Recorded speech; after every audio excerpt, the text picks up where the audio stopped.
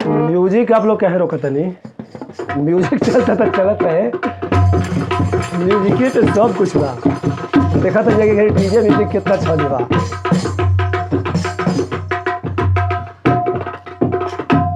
ये खिलाओ भैया, हाउ बेड छिटवा दे तो आइए। हाँ लगाई हारमोनियम के नीचे। ये हारमोनियम चाहे हमने की ओर के तो ये हारमोनियम खींचता अपने ओर। सरस्वती जी के इशारा ये है बाकी डबल कुछ चाहिए।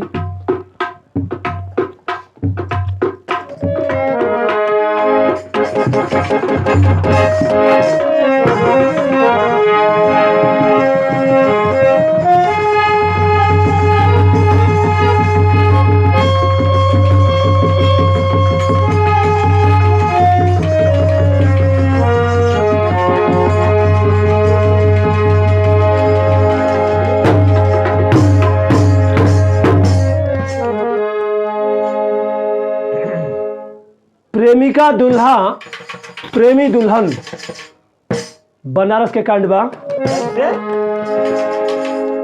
लागल बा कैसन फेराई घेरा,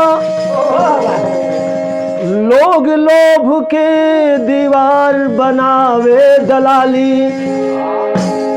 माल मिलल तमान अब हम सही, अटपट क झटपट खटपट होले हलाली।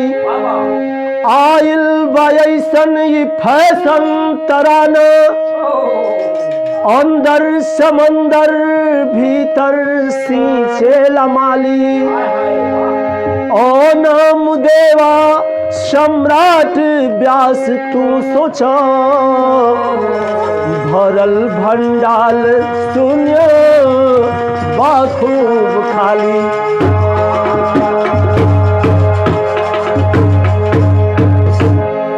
यहाँ एक लाइन तरज बा, उहे कुछ दिन पहले वहाँ खिला भैया हम गजल लिखने रही कि हल्की हल्की रात आइल। दुगो प्रेमी प्रेमिका के बात बा। हल्की हल्की रात आइल, समय 7:30। रानी मान जा तू बात, रानी मान जा तू बात।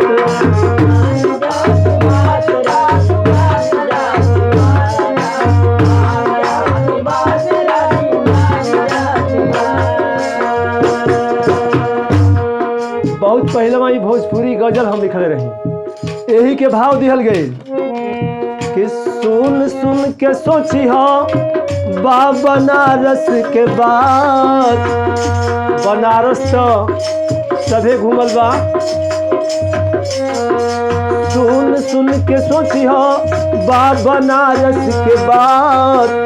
घाट कैलस लइका लइकी, कैलस मुलाकात, लइकी कैलस मुलाकात।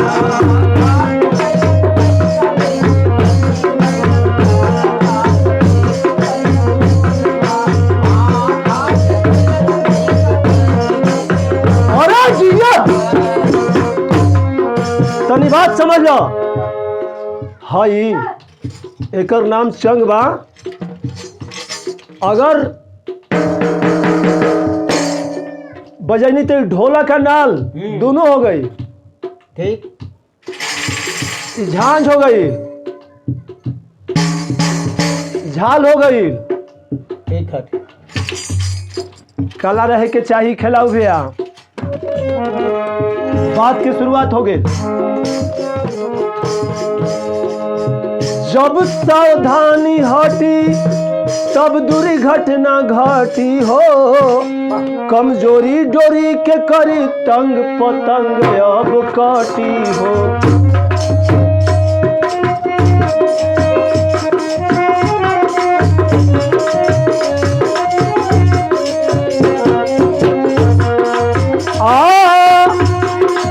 जब सावधानी हटी तब दुर्घटना घटी हो,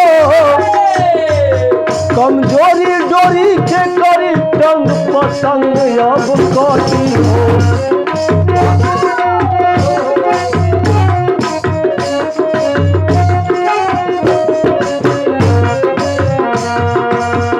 रियल डूबल पानी में जानी बनल रील हो, रेस्तरां संतूर में भइल राहुल प्रिया के प्यार डील हो।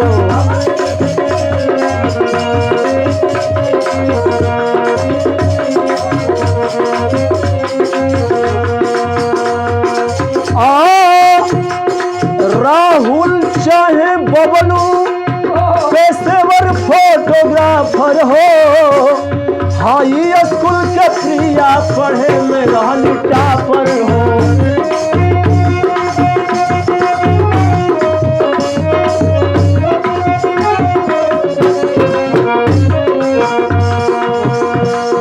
सन 2000 में दोनों जाने लभर भैलन, आगे बा बयान बबलू कैसे कभर कैलन।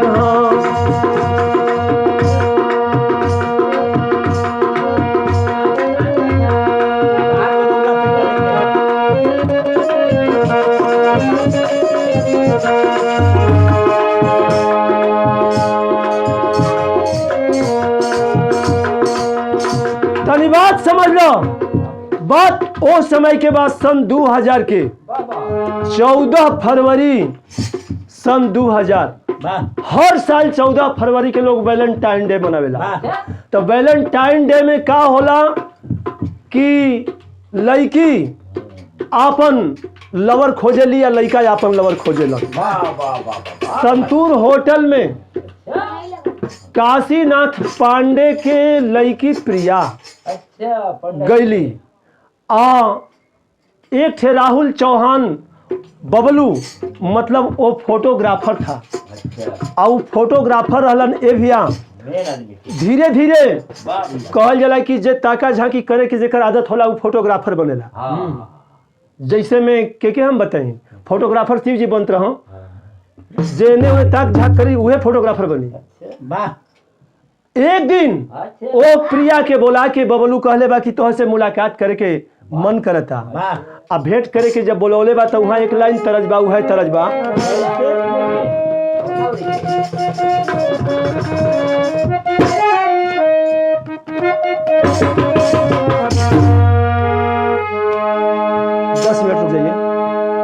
अरे हमसे सिगरेट पी के धरो करू डेट नहीं भेंट करे कैलू केवना के नहीं भेंट करे।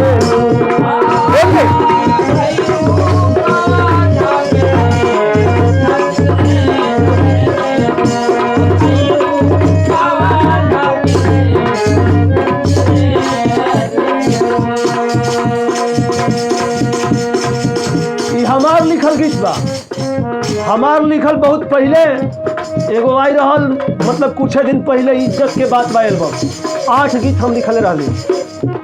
लेकिन हई देखी ए गीतिया के भाव बा कहना हो। एक दिन राहुल बुलाया है, बतौली न राहुल चाहे बबलू ओकर दूगो नाम रहे, चौहान था।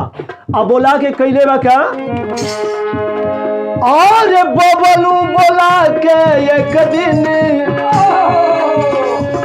कैलस बलात्कार रंगदार बनेला, रंगदार बनेला भइल इज्जत उधार रंगदार बनेला।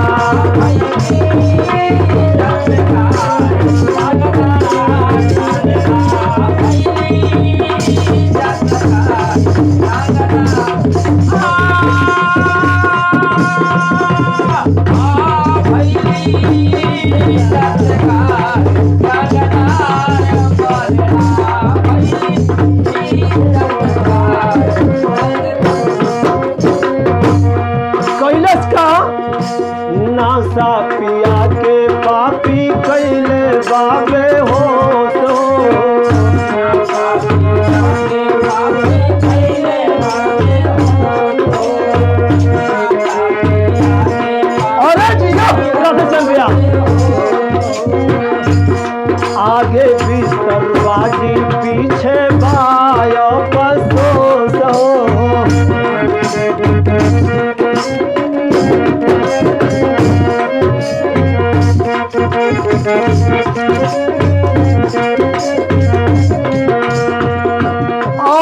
आकी बाकी बचल नहीं सपना सकार रंगदार बनेला भइल इज्जत उघार रंगदार बनेला।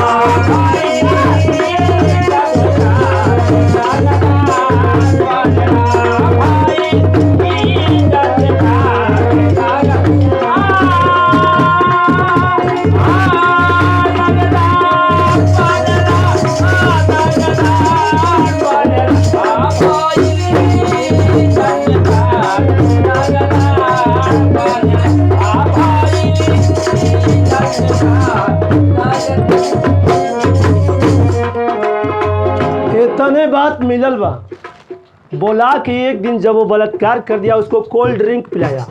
कोल्ड ड्रिंक में नशा के बहाने जब बलात्कार कोई देले बा तो अंत में भइल का कि ओकर जब लड़की के होश आयल तो लड़की प्रिया बोली है कि देख ठीक ना कैल बढ़िया काम ना कैल। वो बोलले बा कि बढ़िया अरे तोहके हमार जीवन साथी नु बने के बा आ जीवन साथी बने के बा आ जैसन करनी होला वैसन भरनी होला। हम जीवन साथी बनब आ ऐसे कोनो बुरा चीज नहीं करे तो से शादी होई। का कहले बा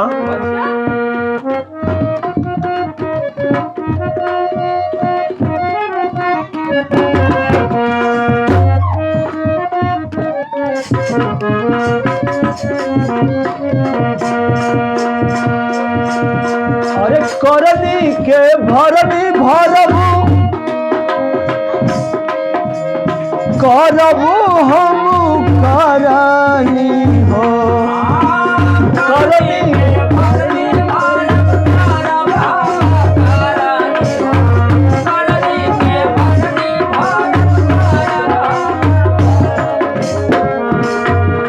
बतौले बा करनी के भरनी भरब बनाबू तू घरानी हो दुल्हन बनाइब एक दिन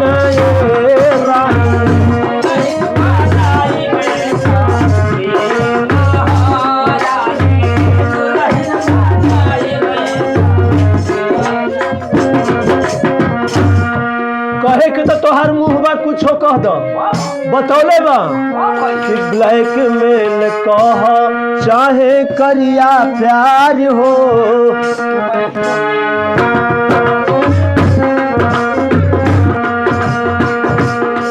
गलती न फोटो बड़ुए असल में दीदार हो।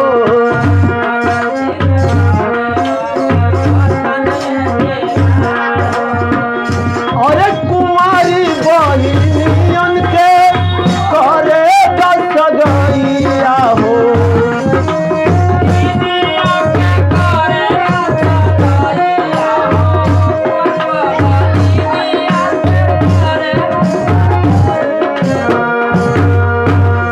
दुल्हा बनब 2003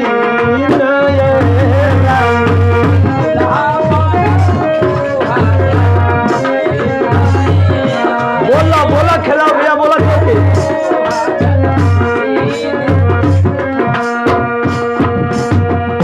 आज इतने बात मिलल बा उ बतौले बा कि देखो हो तो से बियाह करब सन 2000 बा लेकिन तनी हमार कुछ कुंवार बहिन बड़ी सन आ ओहनी के शादी कैला के बाद तोह से शादी करब आ तोह के हम घरे ले आए। धीरे धीरे उ लड़की जोहत बे कि अब शादी करी अब शादी करी लेकिन ई दिन पे दिन टल्ले चल जाता।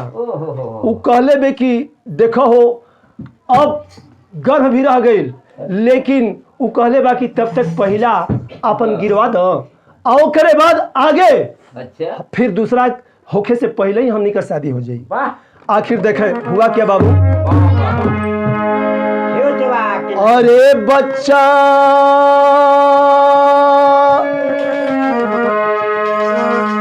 बच्चा प्रथम अवर्षन जच्चा के पेट से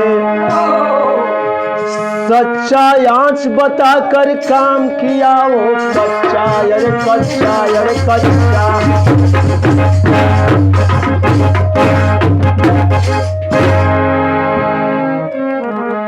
कि 2003 दिन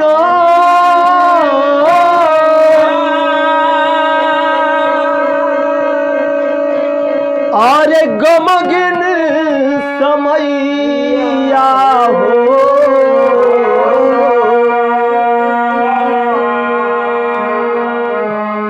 सारनाथ के सारंगनाथ मंदिरावाए बाबूजी।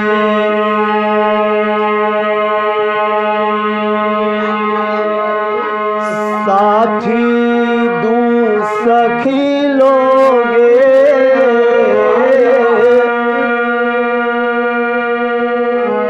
शादी में शामिल रहली।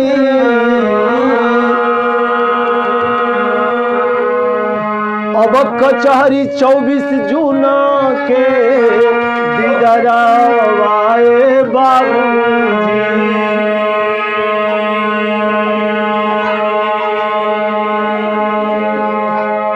शांति में शांति में शांति में देखें बाबू 2003 के जून के बाद हम बताओ तनी सारंगनाथ मंदिर में वही सारनाथ में दूगो साथी लइकवा के रहलन मतलब राहुल का आ दूगो सखी लइकिया के रहली प्रिया का। आ उहे लोग के उपस्थिति में ये लोग अपन मंदिर में भी आके दोनों जाने। हाँ मगर कोर्ट मैरिज करे के लोग कहल कि कोर्ट मैरिज अगर नहीं होता तो बात बिगड़ी, तो कोर्ट मैरिज करे लोग गए 24 जून के 2003 के। लड़की के बाबू के नाम हम बतौनी काशीनाथ पांडे रहे, टकटकपुर की लड़की थी, वाराणसी के टकटकपुर के लड़कियां रहे। अब पांडेपुर जौन लोग कहता ओहिजा के वो बबलू चौहान रहलन उर्फ उहे रहलन।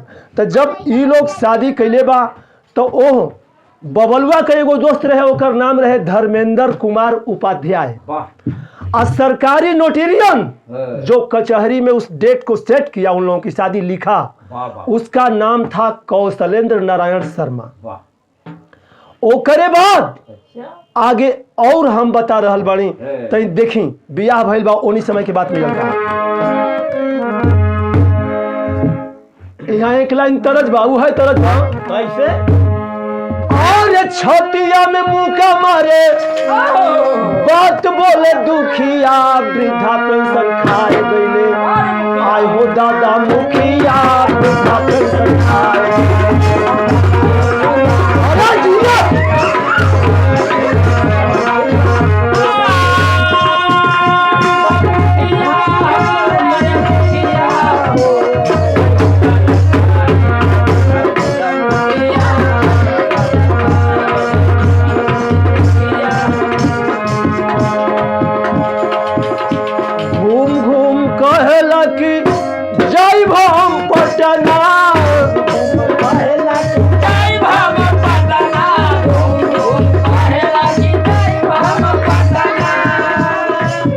सबका से पूछला कि भाड़ा लगी कितना,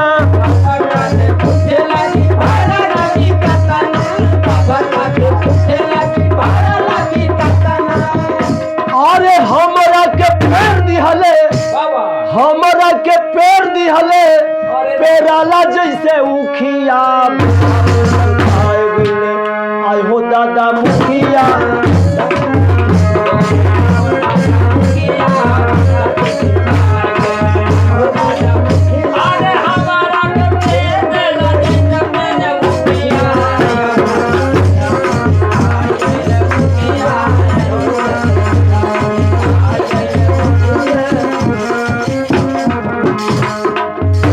शादी कैले बा।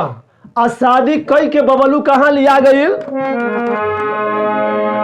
और लखनऊ होटल में टोटल काम कैलस पूरा 4 दिन में घरवा चलावे लागल छूरा 4 दिन में घरवा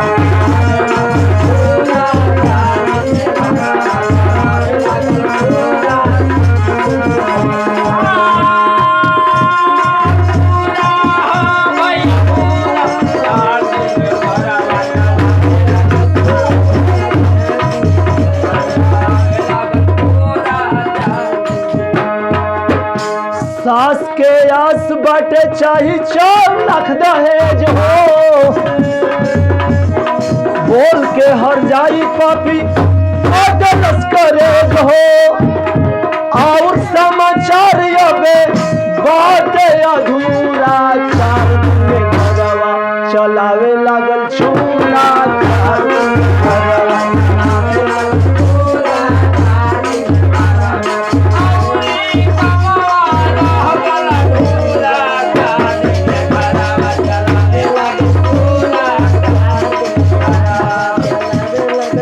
बेहोश हो के नहीं होश में बेहोश अगर रहे तो जाओ डॉक्टरी में यहाँ भर्ती हम नहीं लेते हैं। आज ए बाबू जब शादी कराई के उ लखनऊ होटल में रखलस लखनऊ होटल में रखने के बाद वो किया क्या सुन लें लखनऊ होटल में रखने के बाद धीरे धीरे ओकर एक बहनोई रहलन ओ बहनोई के नाम रहे सतीश चौहान रहलन मिर्जापुर के इलाहाबाद में उन्हीं के ले गइल बा 3-4 रोज रखले बा ओकरा बाद घरे ले आइल बा जुलाई 2003 में आ घरे जब अपने रखले बा तो ओकर माई ओह राहुल के माई कहलस कि 4 लाख से कम दहेज ना चाहिए तू अंधेरे कैसे आ गेली आ जब धीरे धीरे छोड़ देले बा पहुंचा देले बा बात कैंट में दरोगा के पास जाती है दरोगा जी इंचार्ज जो है बतौलन की अवधेश राय दरोगा जी के नाम बतलावल गए 13 सितंबर के 2003 के वो दरोगा जी जो है बैठकी कराए और समझौता कैलन कि ठीक बा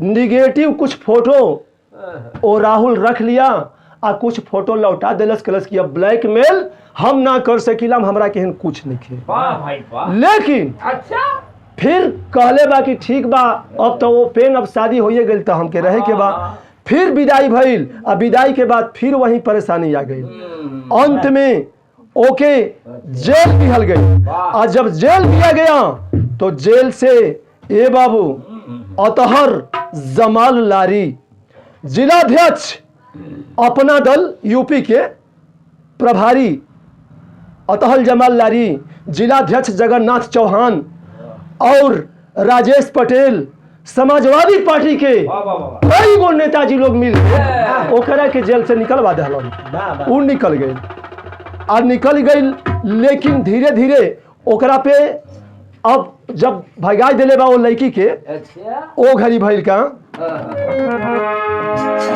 वो लड़की अब खोजत में कि के हमार फैसला करी के हमार न्याय करी दरोगा जी हार गईले नेताजी लोग बरियार पड़ गईले नेताजी लोग के अंडर में कई गो दरोगा जी लोग रहेला देखें उसके बाद अब तब महिला उत्पीड़न के नाम पर उसको धारा 498A दहेज एक्ट केस भइल 2 अक्टूबर 2003 के कैंट पुलिस में दफा 3/4 उसके बाद 3/29/504 धमकी व मारपीट के ये सब करते हुए जेल बंद होता ना बबलू लेकिन तरफदारी करे वाला खदड़ वाला लोग मिल जाता जौना के चलते फिर निकल जाता नो अंत में प्रिया हार करके शिवसेना के अध्यक्ष अजय चौबे के पास पहुंचती है अजय चौबे कहलन कि कैसे उ ना मन सब हैवाने नहीं खे केहू इंसान भी बा चलो अब एगो तू ही काम कर तू दुल्हा बन जा उ कहाँ बा ओकर दुल्हन जब बनल बा तो ओकरे केहन बारात लेके चले के अब बारात सजौलन है अजय चौबे आ कैलन है का बाबू और टकटकपुर से बारात पानीपुर की ओर चलती है लोग बैंड बाजे लगल बैंड कैसे बजता तनी भैया बैंड बजाओ तो तनी बैंड बजाओ तो बैंड कैसे बजता बैंड बजा बजता क्लास बैंड पार्टी बजता है देखिए बैंड बजा बजता चारों ओर भीड़ लगे कि कहाँ बारात जाता एगो लड़की में और पहिर के आ डोली में बैठल पे लोग पूछता है कि ई दुल्ही है कि दुल्हा अजय चौबे बाबा बताओ तलन शिवसेना के प्रमुख कहलन कि ई आज लड़की के दुल्हा बने के पड़ल लड़का दुल्हा बने में लजाता देखी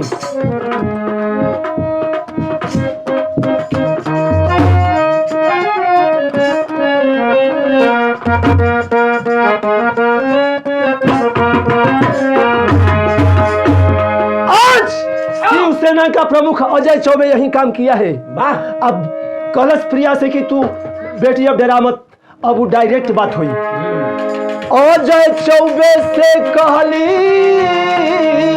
अपन कहानियां हो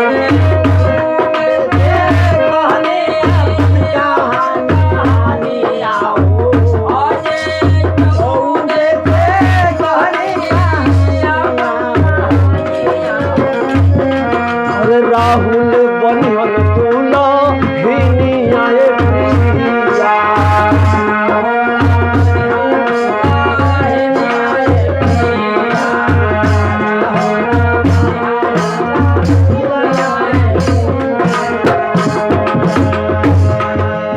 सजल बारात दुल्हा बदली हो प्रिया हो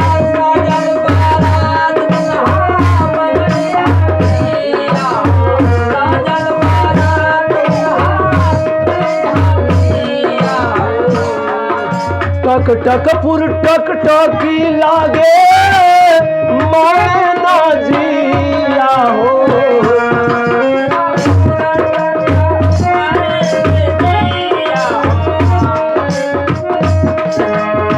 अरे पानेपुर बाटे बबलू बोला कनिया हो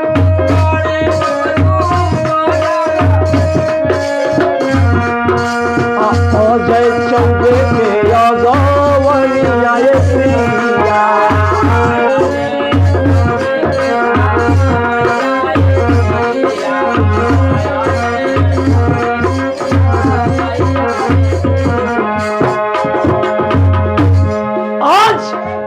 अजय चौबे बारात लेकर के चल दिए उस बारात की अगवानी वहीं कर रहे थे आज जब पांडेपुर में गए तो ऊ लड़का राहुल उर्फ बबलू आपन दुकान छोड़ के भागल बा और ओकरा पीछे ओकर बाप भागल बा सब देखते कि वो लोग भाग रहा है आ अजय चौबे बारात लेके आ गिलो आ जब आए गिलन तो आज कहना बा उस समस्या दुविधा में बे ऐसा ऐसा बहुत समस्या बा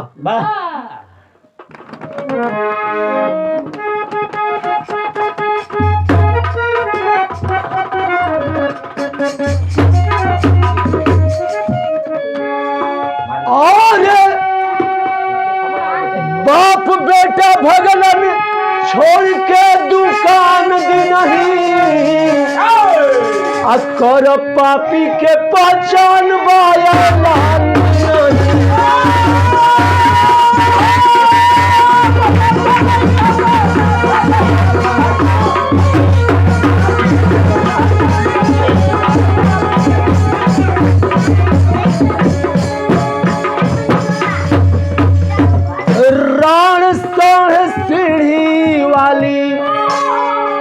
महानगरिया बेका सन्यासी के हिंदू विश्वविद्यालय विद्यापीठ सब छात्र आए काशी के और अभी दुविधा में दबाइल बयान दी नहीं कर पापी के पहचान वाला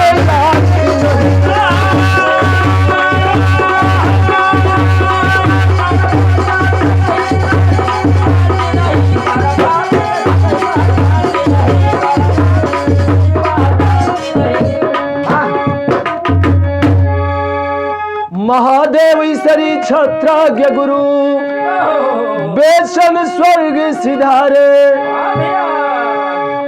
अरे बच्चा ये वर्षन जच्चा के पेट से हे भोले भद्र ममता प्यार सच्चा।